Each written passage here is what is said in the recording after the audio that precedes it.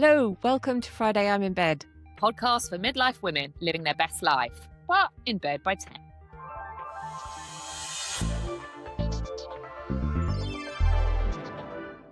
This week on Friday I'm in Bed, we're starting with Reform saying they'd scrap working from home because apparently it doesn't make people more productive. As women who've worked from home for years, we can confidently say we get a lot done. Zoom exists, Teams exists, the work gets done, so who exactly is this narrative aimed at? Then we're talking about the Women's Institute losing members after it closed the doors to trans women at meetings. They say they want to attract younger people and create a forward-thinking space. We're asking how that works in practice. And finally, the Year of the Horse. Millennials are calling it their reset, shedding trauma, choosing courage, craving freedom. Is it astrology, or are we all just collectively fed up and ready for something different? So grab a cuppa and let's get into it. Hello, Gemma. How are you this week? I'm all right. Having that thing where I immediately forget everything I've done. Oh, I know what I did this week. I went to Valentine's Park Run. That doesn't sound very romantic. Along with 2,300 other people. What made it Valentine's Day? Because the park is called Valentine's Park.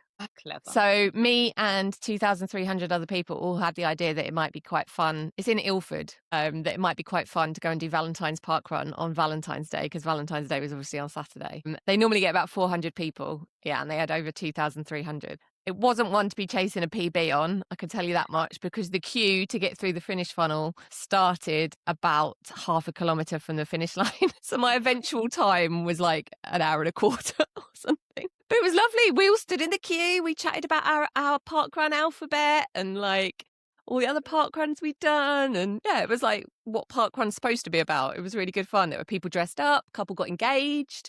I met a greyhound that was doing his 50th parkrun. Very cute. So I absolutely loved it. I had a great time. It was about 1,000 more people than they anticipated, I believe. That's actually probably the worst idea for me of what to do on Valentine's Day. I went out for the day. I went to Leamington Spa with my husband. We had lunch, we walked about, and we had a really lovely day. Obviously, it was quite sunny, but it was freezing.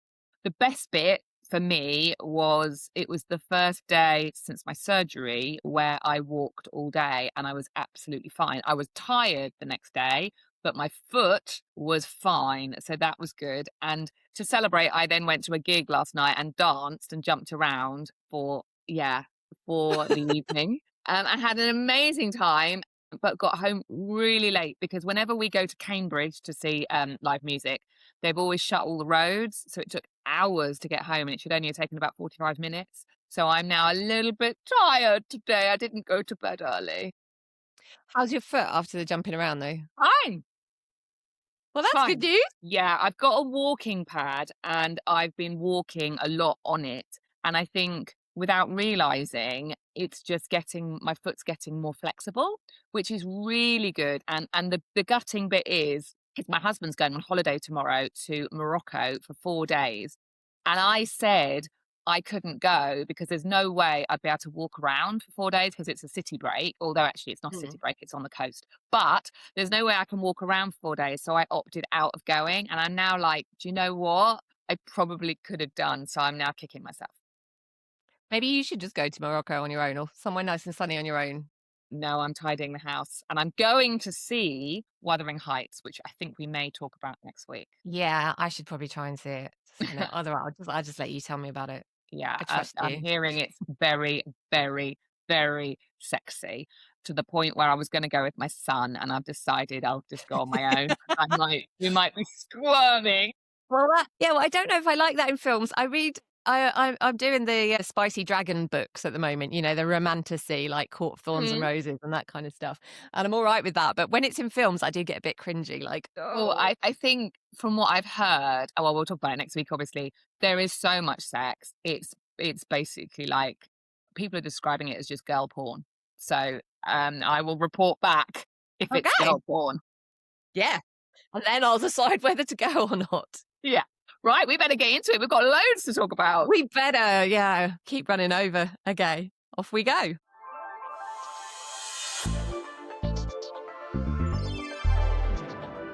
So, whilst we are often political on the podcast, we don't often talk about politics itself. And today's going to be a first because I want to talk about reform. So, Nigel Farage's comments that he made at his rally in Birmingham that if they get into power, they will remove working from home. That will be one of their policies because, quote, it doesn't make you more productive, he says. And he feels that the country needs an attitudinal, which is a word I don't think I've ever used in my life, attitudinal change to hard work. So I wanted to talk about working from home. I don't want to talk about the reform. I want to talk about working from home. I looked up the stats. 13% of the workforce work remotely currently. So actually, it's not as many as you think. So is that fully remote? Hmm? Is that fully remote then? Fully remote, and Yeah, 28% work hybridly, so in the office, out of the office. My first thought was, is this aimed at women? Obviously, we talk about things like that a lot because in my mind, a lot of women, or I feel that more women have flexi hours than men. Although when I looked up the stats, there are no stats around that 13% that work fully remotely, whether they're women or men. But then it all got a bit interesting afterwards because two county council leaders who are from the reform, a reform constituency, said that actually working from home works really well for them. And then they backtracked really quickly because, of course, they'd kind of contradicted their leader and said, actually, we agree people are more productive in the office. However, we don't have the office space.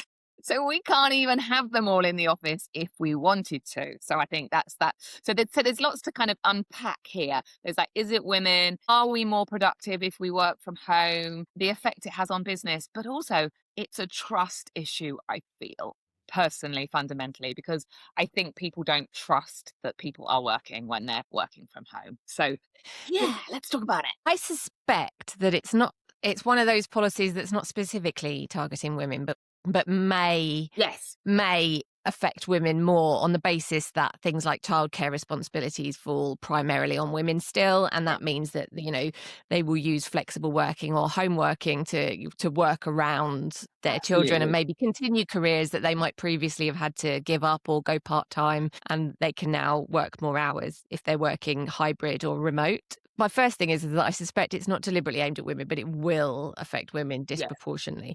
I suspect that the driver behind it is basically that the reform are obviously very much in the pockets of the big rich people who own the offices that they now can't shift in the city because nobody wants big offices anymore because they're doing hybrid working. So I suspect that that's the primary thing behind it, is getting people back into the office.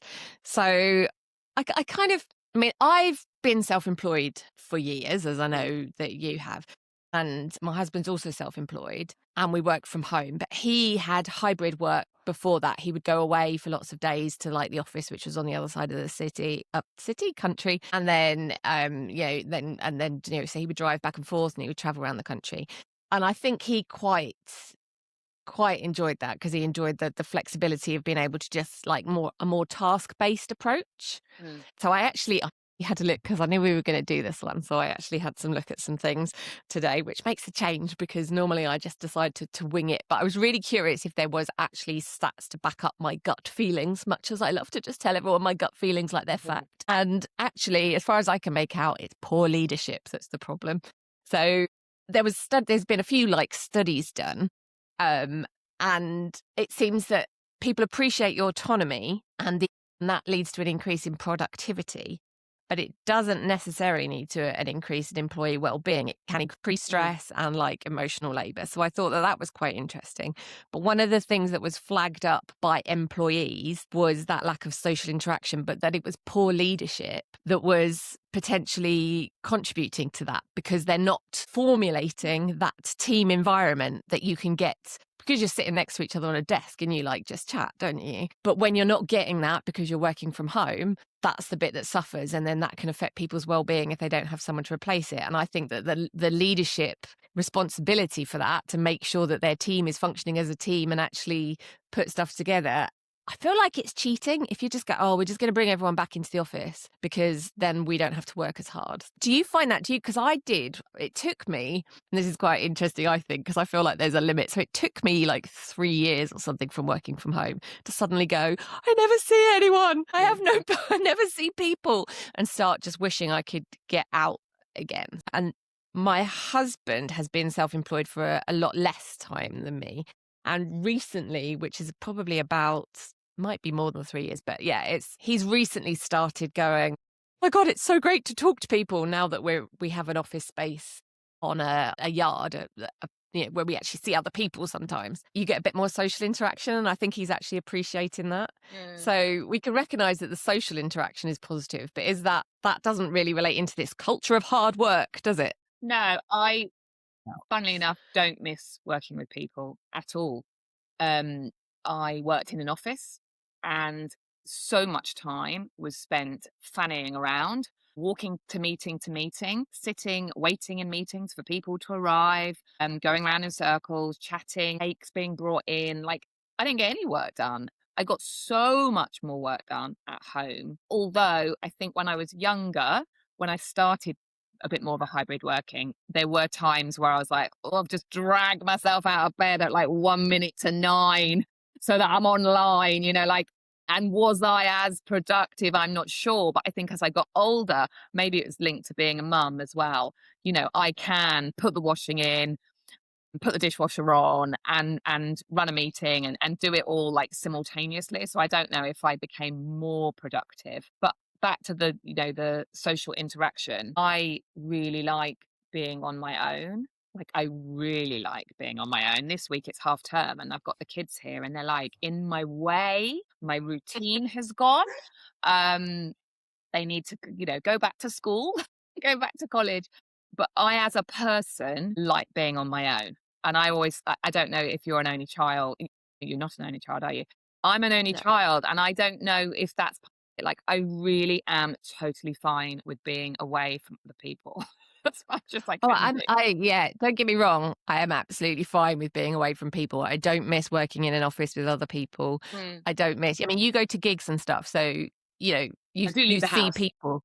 Yeah, exactly. I think that was more the thing, is that occasionally you have an interaction with someone, even if it's the postman or someone at the corner shop, It's Mm. very easy, depending on what you do when you work from home and whether you actually, go anywhere else in the meantime, to kind of suddenly get to a point where you go, I haven't exchanged words with people in like 7 days. See, but does it make you? So I get that, and I also get the leadership bit, because actually, as a leader of remote workers, it's your responsibility to make everybody feel like a team, and whether you do that by having a, like, I did hear of one company that does like a Friday at 4 o'clock. I don't know. At the end of the day, they all had just a online party. I don't think it was a party, Mm. but just a get together, a gossip, and it was not work. Although people were like, "Oh, it's Friday at 4 o'clock," but then they were supposed to be working, even though it was Friday at 4 o'clock. Maybe they did it just to make sure that you were actually working. That you're actually still there.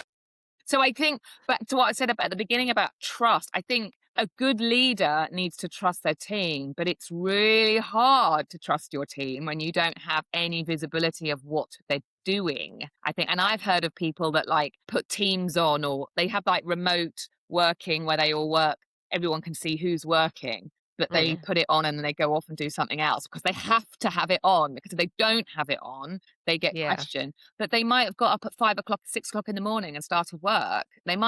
These people I'm talking about, they weren't skiving, but they worked probably harder than anyone and would get up early or would work late and stuff, but they felt they had to put on their, whatever it is, like in office thing, because of the trust issue. So how do you trust a team when they're all spread out? Thing is, I think it really depends on what the outputs are that you're expecting from Yeah. your team. If you're still getting the outputs that you're expecting, then what does it matter what they're doing during the day? It doesn't matter whether they're sat at their desk or whether they've got their laptop on a beach in Malibu, does it really? As long as you're getting the outputs. Because I've always found that I basically hyper focus on a task. So I'll do nothing and then get loads of work done in an hour and a half, and then like nothing again. But in that hour and a half, I might get the same amount of work done as someone else might get done in like the entire day because I just have that hyper focus.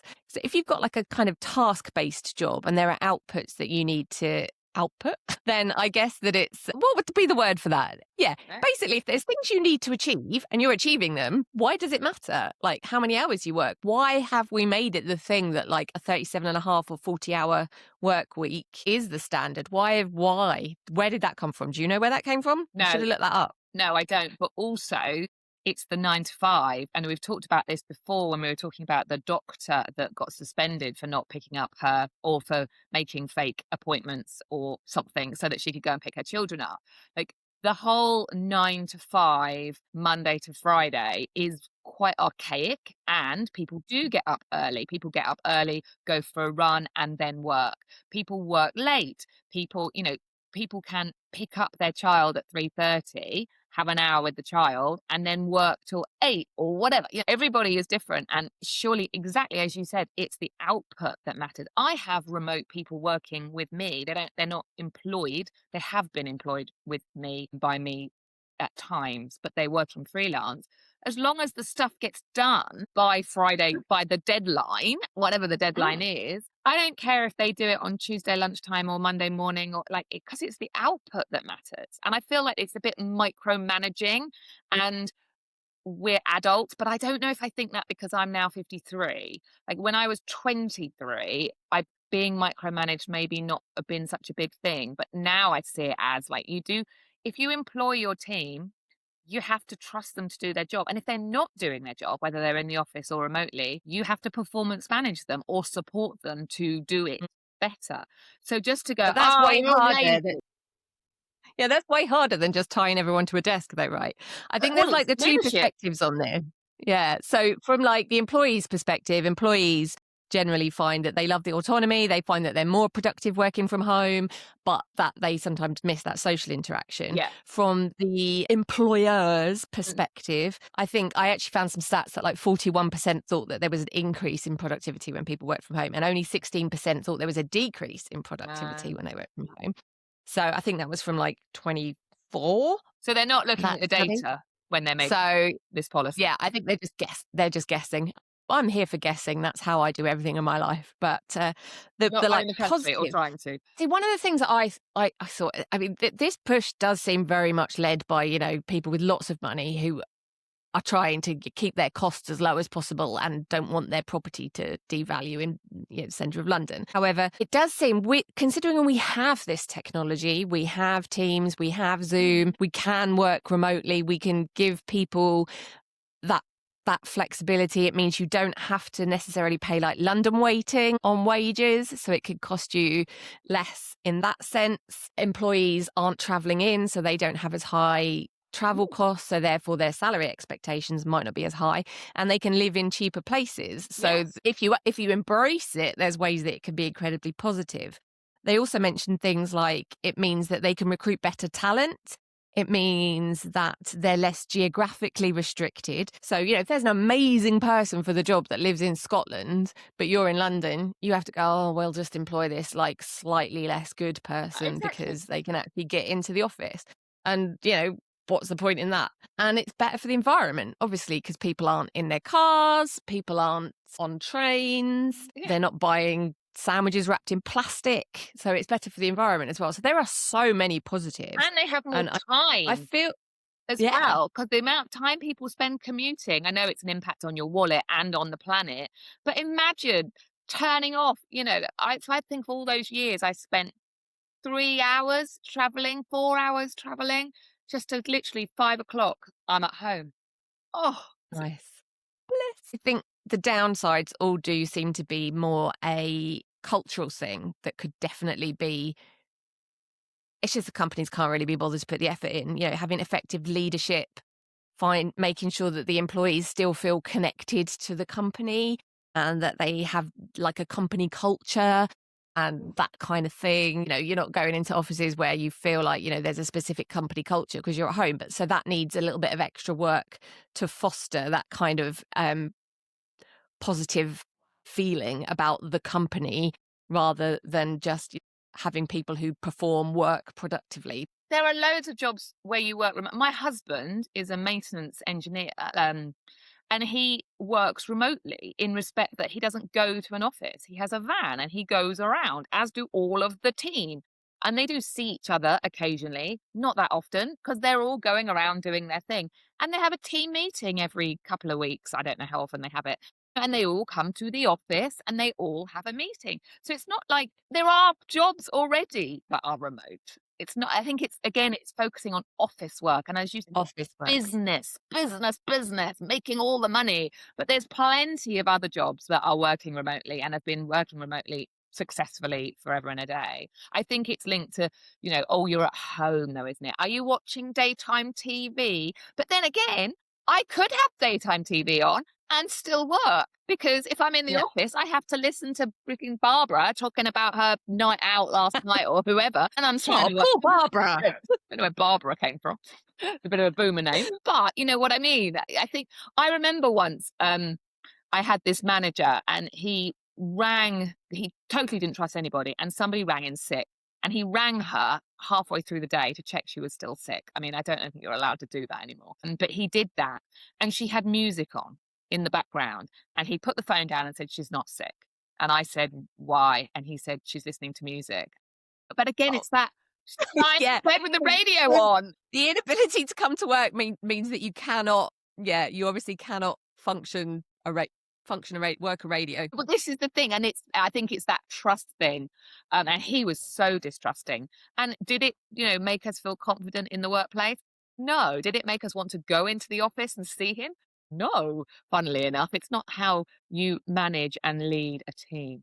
And I have to end on this, and sorry to bring it back to politics, but the amount of comments underneath going, oh, I take it you'll turn up at Clacton, because he's obviously famous for not actually turning up to his job. So it was just all these comments going, oh, looking forward to seeing you in the office then, because we haven't seen you in 2 years or whatever, which I thought was quite funny. Yeah, definitely. I registered that as well because, his attendance record as an MEP was particularly really bad. Like 498 out of 502 or something, wasn't it? So I think it's probably just another kind of spin, is that the right word? Rage bait, whatever the word is, policy that some employers will like, and many will be like, well, we can't afford to everyone to be here, so whatever. Yeah, practice what you preach.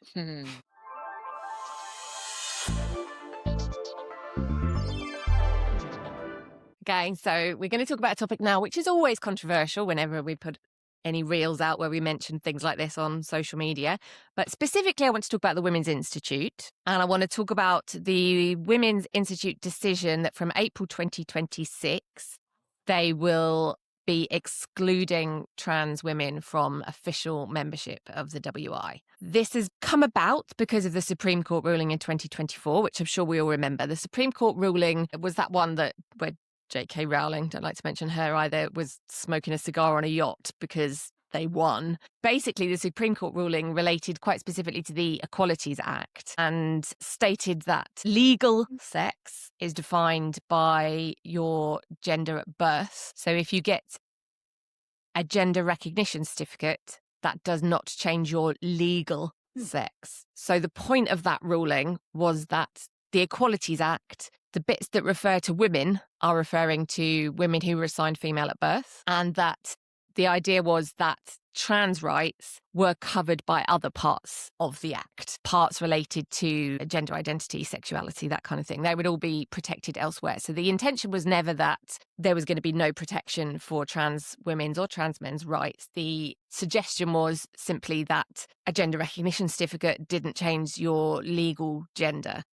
Aside of discussions about that, after that, a lot of the kind of trans exclusionary radical feminist groups, TERFs, started taking legal action against places there. I know that there's been legal actions against Hampstead Heath Swimming Pond, which Hampstead Heath won, for the record, and trans women are still allowed to swim there.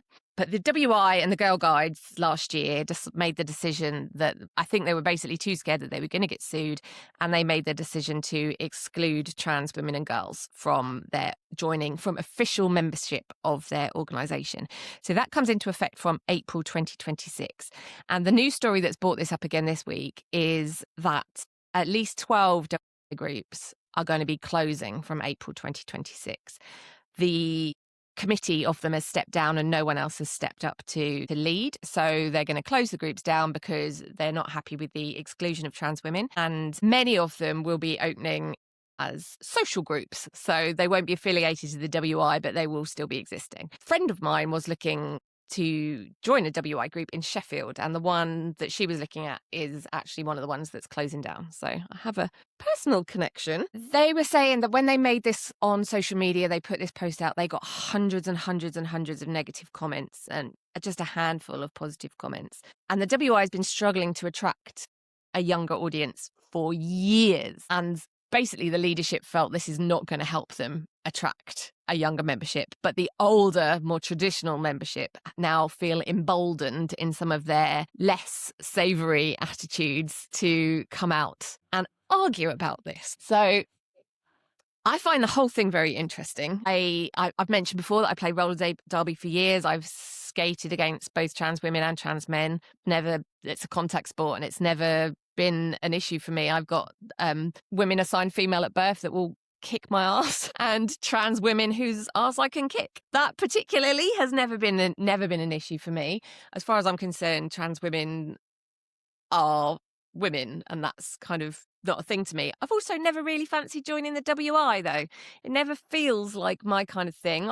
When I used to do vintage hair and makeup, I did do a session at a WI and I did think, oh, these guys seem quite cool, actually. I was surprised by like the age split. I mean, I'm going to start by asking you your experience of the WI, because have you ever been involved in a WI group or anything like that? I have not. There have been a few, probably about two, occasions where I have thought about why. I think there was like I don't know if it was the WI. I feel like it was like a young WI. And I'm saying young because they were targeting younger people, and the talks and the stuff they were doing were less traditional, let's just say, more modern in their approach. And I looked, and but then there was a lot of crocheting, and I was a bit like, I don't want to do crocheting. Obviously, that was just one group. I think we have one in the village, and they were going to do a talk on William Morris, and I was like, I'm really interested in William Morris. I would like to go along. And then I looked at everything else they were doing, and it was not just on that meeting, like their agenda for the term, for the month, the season. And I was like, oh, so boring, like so boring. And I don't have any issues sitting and speaking with people that are older than me, different generations. It's obviously the anti-ageism stuff is a big part of what I do. But I don't want to listen to, the life and works of a train company in whatever. I don't know. I don't even know if that was the one on, but you know what I mean? It was like, Yeah. And I think my thought therefore is if nothing changes, it will die out. Because my mum, who hasn't been mentioned on the podcast for a few weeks, so big up, mum, because she does listen out. You can correct me later, mum, if I'm wrong. My mum probably could think of nothing worse than going to the WR. And she's 78 last week, because of what they talk about. My mum's into art, she's into culture, she's into she liked group, she has a writing, she goes to a writing group, she goes to a book club, but she'll correct me if I'm wrong, mum, but just it's the topics, and sitting around having a cup of tea. And I feel like at some point it needs to be modernized, because there are so many women, 50s, 60s, who don't want to, how is it going to continue? And obviously I just need to caveat that with, I obviously haven't been to every WI in the country. There are probably some that are already doing, talking about interesting things and doing more interesting things. But my experience is it's all just been very conservative. And that's one of the things I was reading, the people that were overjoyed by the decision, that the kind of more conservative, traditional women and the topics that they are talking about have no interest to me, and I'd probably not you. And then the 40s and the 30s and the 20s, it's not going to happen unless something changes. And I think this hasn't helped the situation, I don't think. So I think that there are a lot of WI groups out there that try specifically to appeal to like a younger age group. I mean, my friend's the same age as me and was looking into it. What do they do? Everybody's got. I don't know. Like I said, I did actually go to one of the WIs in Norwich once when I was part of a group. We did like hair and makeup classes. So Hmm. I actually did go to one once, and it was in a pub. So Yeah.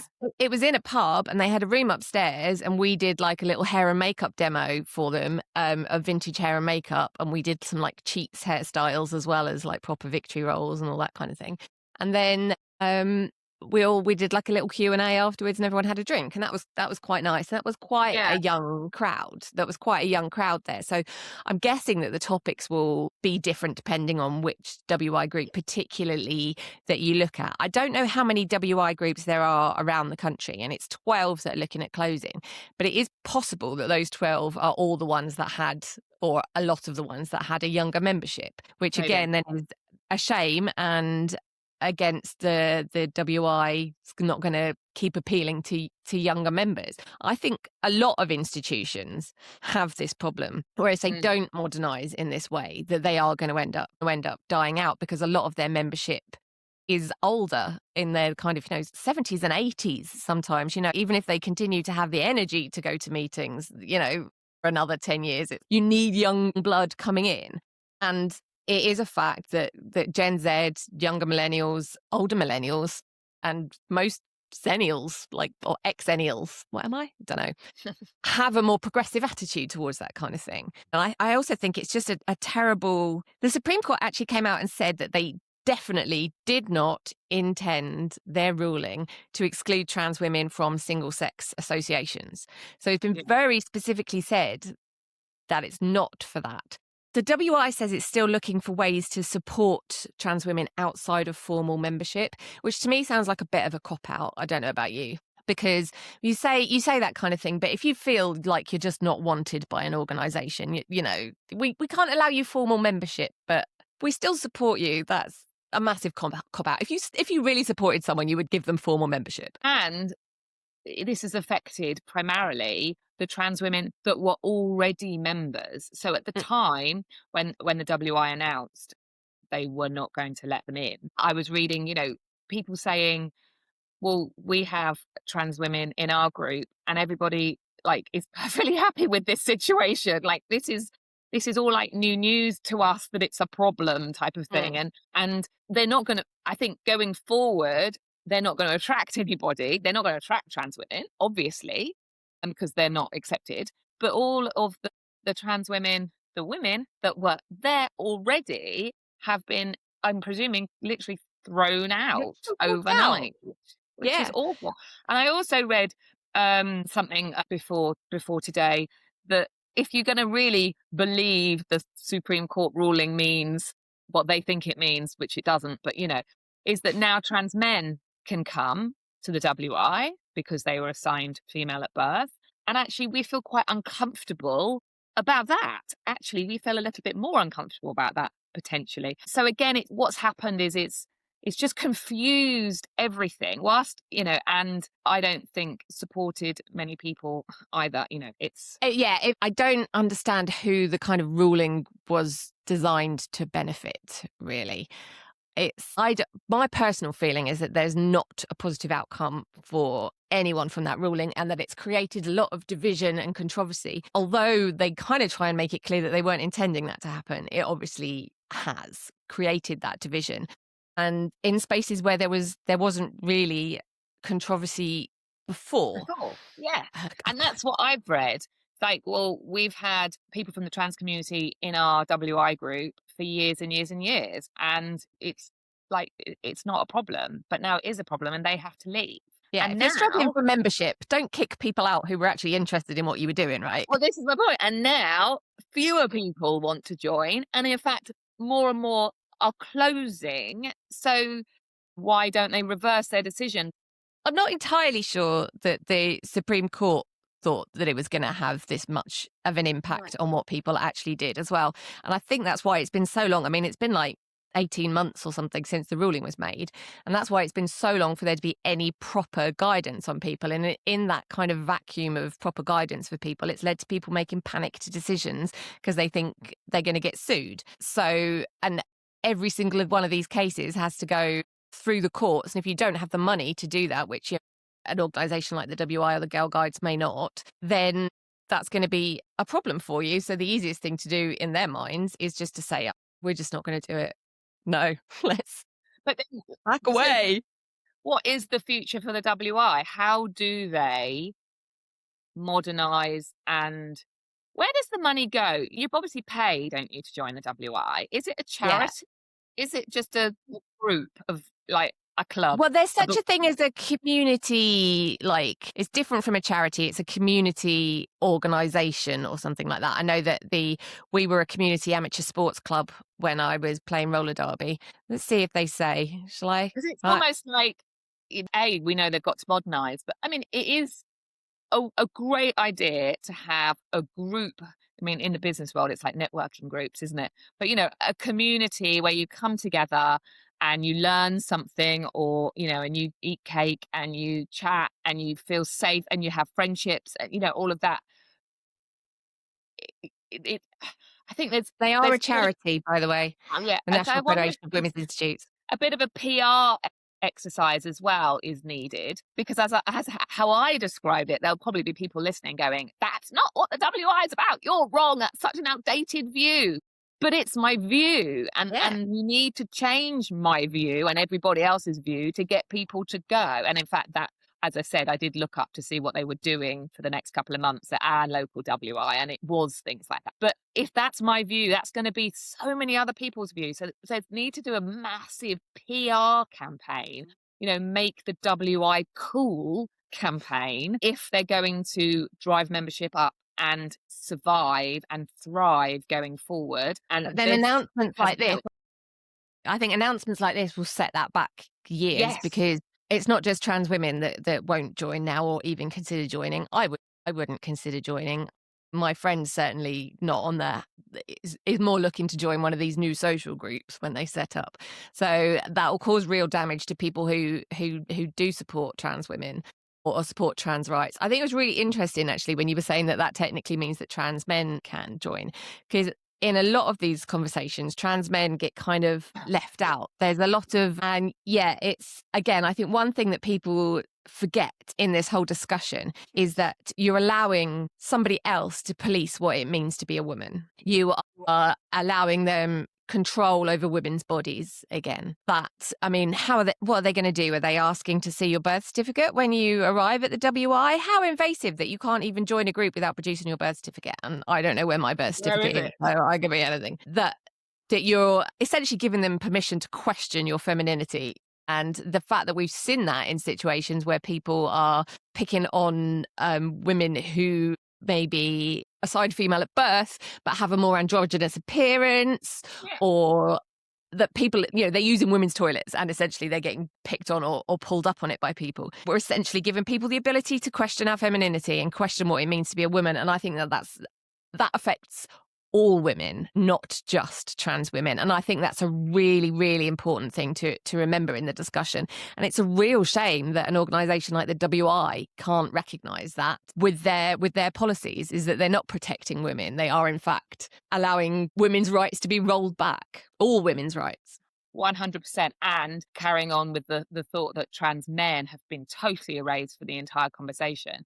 If your worry and concern is men in your safe space, female only space, there is nothing to stop a man walking in or applying to the WI and saying they are a trans man. So it doesn't make you any safer. Like, it's a red herring as far as I'm concerned. It's not, Yeah. you're not actually focusing on the real issue, which is violence against women and girls, which we know is like 99% via men. Yeah.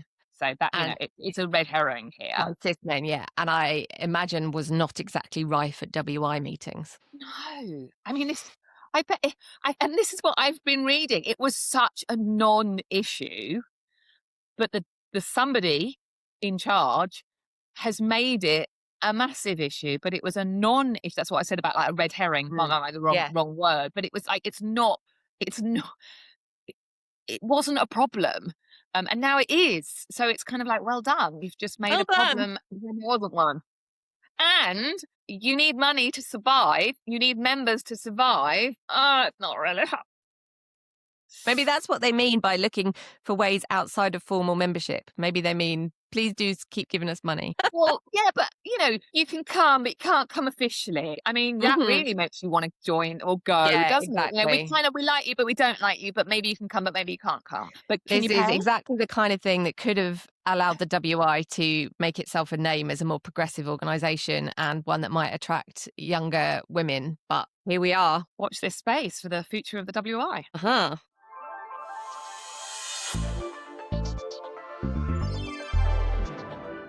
Want to finish with talking about the Chinese Year of the Horse. It was Chinese New Year yesterday.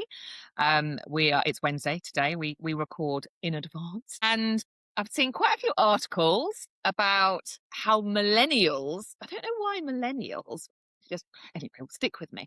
Millennials are embracing the Year of the Horse more than ever before. So people who have never paid much interest in like the Chinese New Year and the year of the whatever are suddenly going viral on TikTok, making videos about it. And the press has picked up on this saying, oh, this is quite interesting. So I thought we could just end today on the Year of the Horse. So last year, it was the Year of the Snake.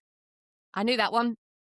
And this year is the Year of the Horse. And so people weren't interested. They now are. And here's what I found out. The snake is all about shedding your past trauma. And the horse is about a clean slate, if you like. So people are very excited about, I mean, I think predominantly about how shit the world is and how life has been really quite rubbish lately. And lots of trauma, whether we're looking at trauma of other people on the news, worldwide trauma, our own trauma. Like it's been a bit rough, hasn't it? I think we can all agree with that. And people are excited that apparently, as of yesterday, that's all going to change. You can tell I'm slightly cynical in my in my belief of all this kind of zodiac and spiritual and all that. But bear with me.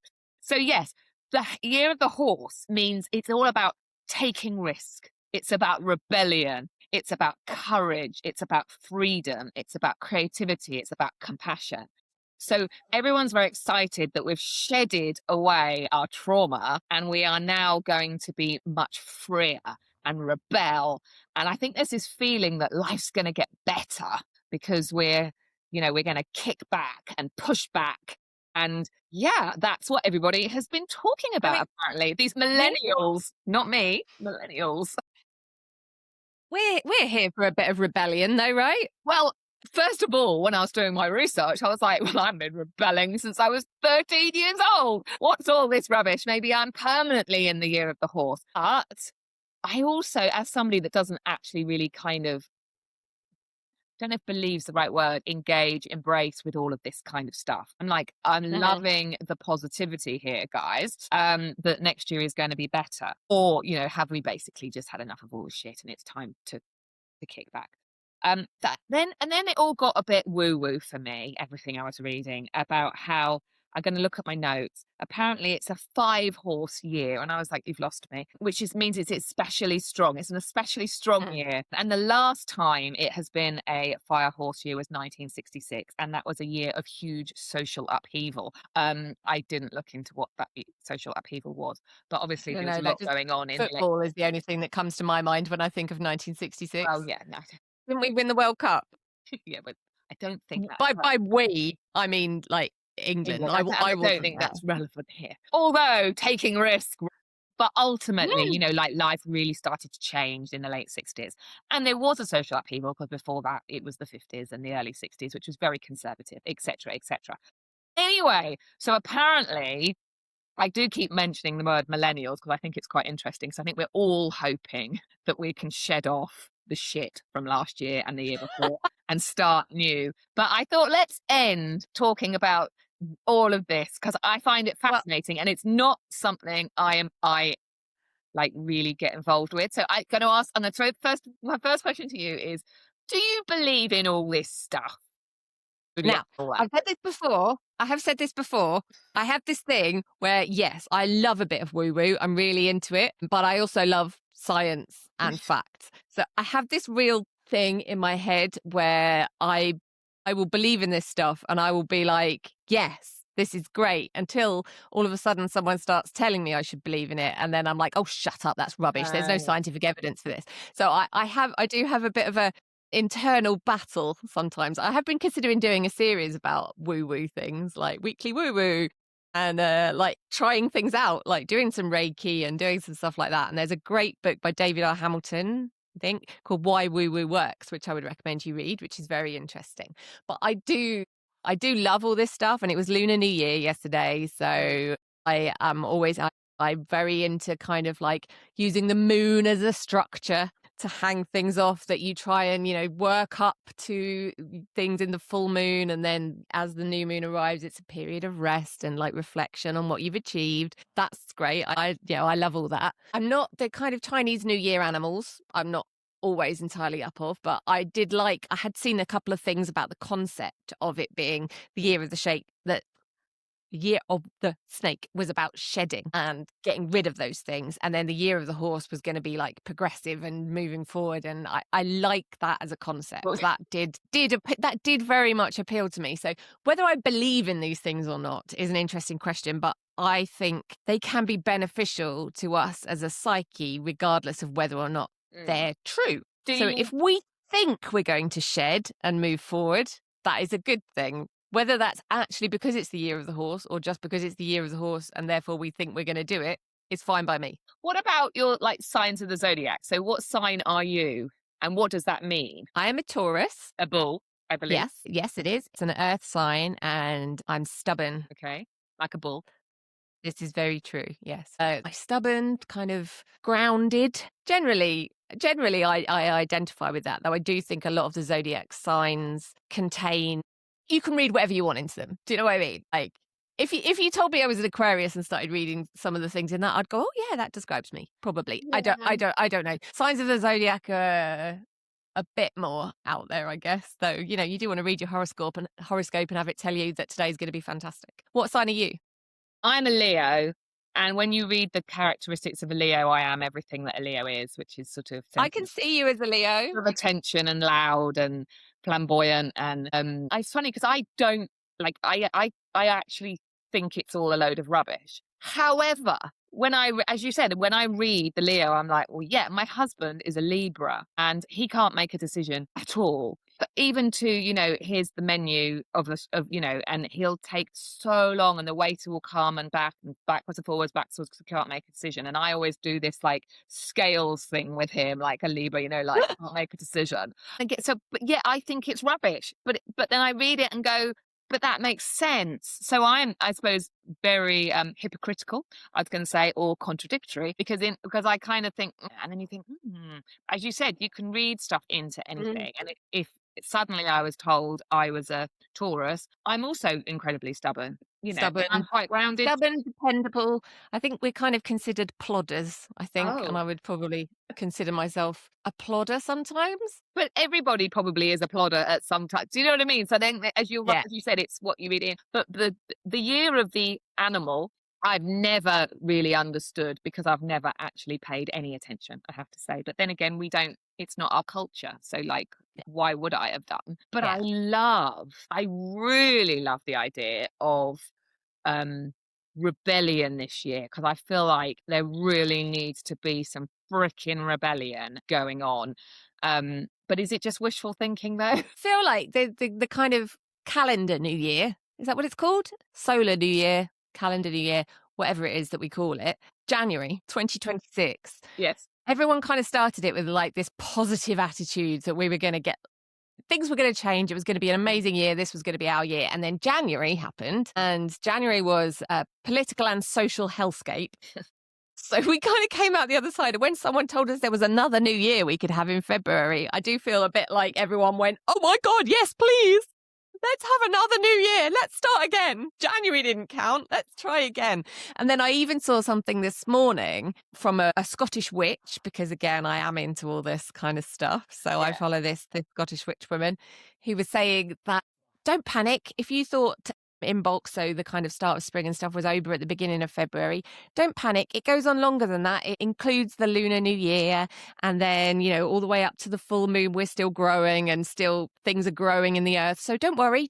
We've got plenty of time. It's not going to be awful forever, was essentially what she was saying, is that we're still in the midst of this period of change. There's no specific time set that just because it's Lunar New Year today does not mean that all of a sudden we're going to flick over into this new way of being, that it's a gradual growth period that we go through. So inbox traditionally the 1st of February, she was saying that in Scotland they would associate that more with lunar cycles, so then more into the new year, because they didn't have a calendar, they would look at what they can see in the sky, and therefore that maybe that's the start of the new year, so Lunar New Year. But also that you've still got time, that things are still growing. Spring doesn't come around all at once, does it? You see those little snowdrop buds coming through and you get that little positive vibe, but it doesn't kind of get all into full bloom No. until, for like couple of months. So And then we've still got time. And that's a nice, even if you don't believe in some of the woo-woo behind it, that's a nice concept, right? That yeah, we're slowly blooming. or you can just believe that you can make a change at any time. It could be the 23rd of November or October or June, i.e., you don't have to wait for the start of the lunar year, the start of calendar year, the Chinese New Year. You can just make a change. Or I do like, yeah, I love the idea though that I think what my understanding of the Chinese New Year, it's the whole year. We are very like on the 1st of January, it's going to be a new me. On that day. And if you haven't done it on that day and it's the 4th, you go, oh, well, next year. You know what I mean? Yeah. I'll wait another year before I quit alcohol or whatever it is you're going to do. Whereas it's this whole year. And I think that's quite exciting and interesting and something we don't necessarily look at. It's always like day one. It's all about day one, whether it's the loony, whichever one it is. Whereas it's like there's this whole year ahead. And during this year, we're going to be freer. We're going to be more creative. We're going to be more rebellious. And I think I like that as a philosophy. And I feel like we should be a little bit better at that, because I mean, the Western world, actually, really. It's like day one. And if you haven't done it on day one, you've failed and you just write it off. Is that because we're so impatient, do you think? Again, it's not my culture, but I believe that celebrations for Chinese New Year, they don't just have like one night like we do. These are celebrations that go on over several days. So they do spread these things out as far as I'm aware. I do think in the Western world, we very much have this sense of immediacy, and it may well relate back to the nonsense we were talking about in the first segment, where we were talking about hard work, we've got and productivity and outcomes. Yeah. Is that we think of that more than we think of things as a process, which I do think is a shame. And that's something that, again, sometimes you can find these things, whether they work or not, it doesn't matter if they work for you, is my woo-woo attitude. So it doesn't matter if crystals give off specific vibrations, if hanging on to one makes you feel good. Agree. So if you feel like the new moon gives you a chance to make a new and a fresh start and to achieve things, then fantastic, then go for it. If, like you can make a fresh start at 4:00 on a Tuesday afternoon, great, go for it.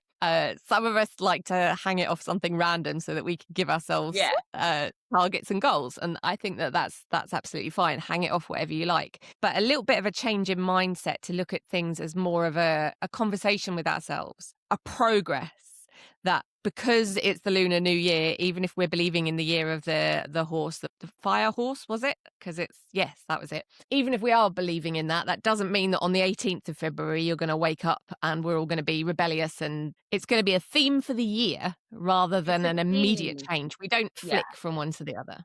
I think that's right. It's like a theme for the year. Have you seen people, there's this thing, they have a word for the year.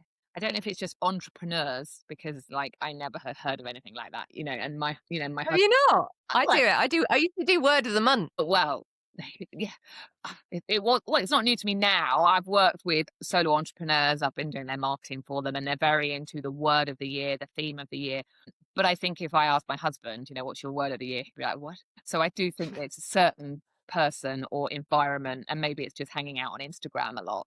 But it's sort of a similar concept that, it's this year it's going to be about growth for me. For example, it's not that isn't I don't have a word of the year. Quickly think of one. It might be growth, it might be flourish, it might be whatever it is. In fact, I think rebellion is going to be mine. I suppose that's kind of what this brings in a way. It's sort of similar, but I think most people that I speak to anyway don't have the thing with the word of the year is quite positive. Your word of the year isn't going to be, shit. It's not going to be hibernate. It's not going to Yeah. be, It might be in retrospect, but yeah, but it's my word of the year is going to be failure. That's not what your word of the year is going to be. So it's really, really hopeful. And I think it's really, I think if we can encourage everybody to be more like that, as in, what is it you want to focus on and how do you want to be or live this year? But we don't. It's all about what are you going to give up? How are you going to be better? What you can yeah. change about yourself, isn't it? It's most people, it's quite negative. I'm gonna lose weight, and that might not be negative. That might be positive. But it's taking something away, changing. It's something The focus, hard. yeah, it has to be a hard thing with an end goal and there is Yeah.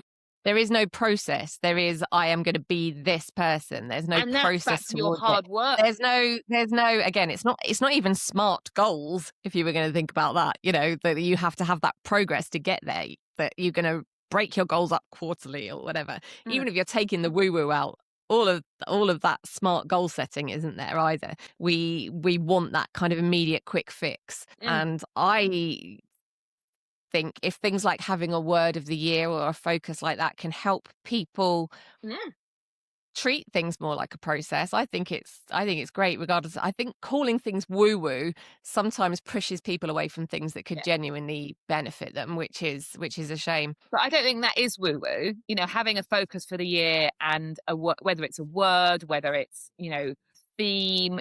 I don't think that is woo woo. I think when just come back to the beginning, I think zodiac because it's kind of. I think it's to do with the packaging. It's a bit PR, which is what we're just talking about. It's the PR of it all. Anything that's sort of what's your focus for the year? What's your, how do you want to live your life, for example, is packaged as being woo-woo and spiritual, but it's not. It is when you maybe say it's linked to a little sign that looks like this and you have to, or whatever. I think it would be great if we could be more, how can we not how can we change, but how can we grow, I think. And I think that's something we could all probably be better at. That was perfect. Not how can we change, how can we grow? I love that. I feel Without like the hard work. Yeah, I feel like that. There you go. Perfect ending. Not how can we change, how can we grow? And thank you for joining us for another roundup of midlife chat, hot takes, and occasional moaning. Well, quite a bit of moaning. Make sure you hit subscribe so your podcast app gently nudges you every Friday, because honestly, who remembers anything without a reminder this day? And also, we like people liking us because we're very needy. And if you fancy being extra lovely, leave us a rating or a review. It helps more brilliant women like you find us. Have a great weekend, everyone, and make sure you find time for yourself. You deserve it.